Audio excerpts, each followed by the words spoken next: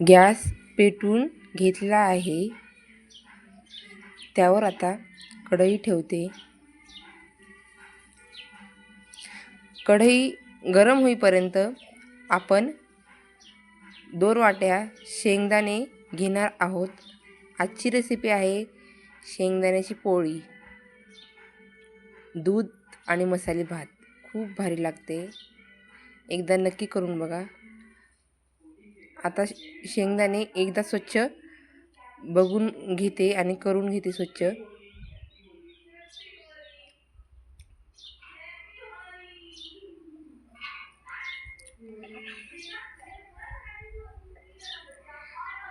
कढईमध्ये टाकते.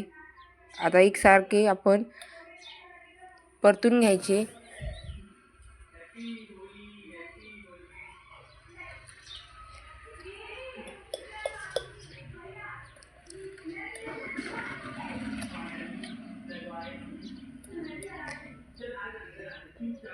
बघा एकसारखे परतून घेतले, त्यामुळे शेंगदाणे भाजून झालेत. आता मी एका प्लेटमध्ये काढून घेते. ते थंड होईपर्यंत त्याला लागणारा गूळ बारीक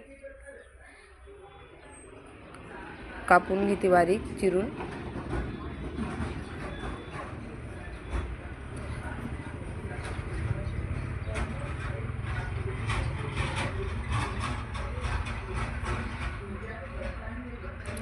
शेंगदाणे आता थंड झाले, त्याला आता चोळून घेते.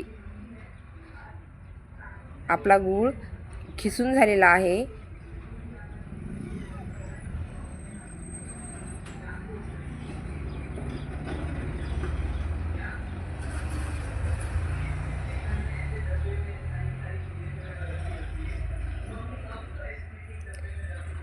शेंगदाण्याचे टरफल काढून घेतले. तर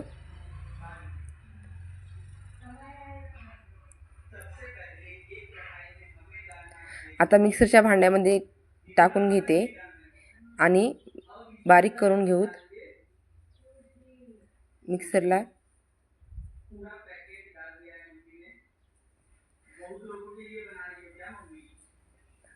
बारीक करून घेतलं. आता त्यामध्ये थोडा गूळ टाकते, कारण की सोपं जातं. जे गूळ आणि शेंगदाणे दोन्ही मिश्रण, ते जिन्नस एकसारखे होतात.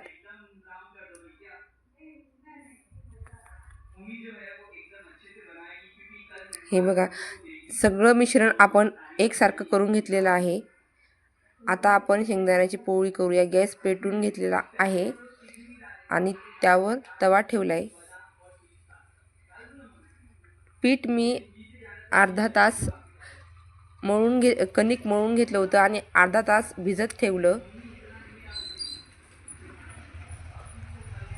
आता हे कणिक आपण तेल लावून परत मळून घेऊ.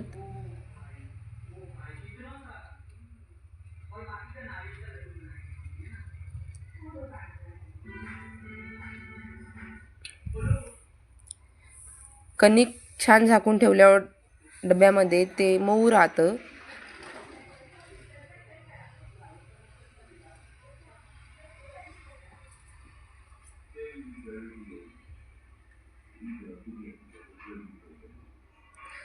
आता हे सारण आपण उंड्यामध्ये भरून घेऊ.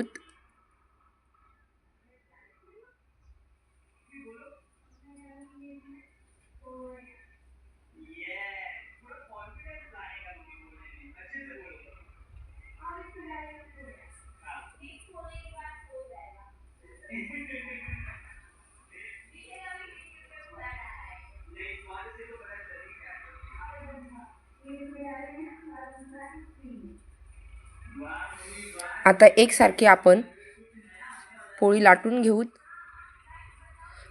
तूप आणि पोळी खायला खूप छान लागते. दूध, शेंगदाण्याची पोळी आणि तूप आणि मसाले भात खूप छान लागतो. एकदा नक्की करून बघा. आता तव्यावर थोडं तेल टाकलं, त्याला आता परत थोडं तेल लावून सगळीकडे घेते आणि नंतर शेंगदाण्याची पोळी टाकून घेतली. आता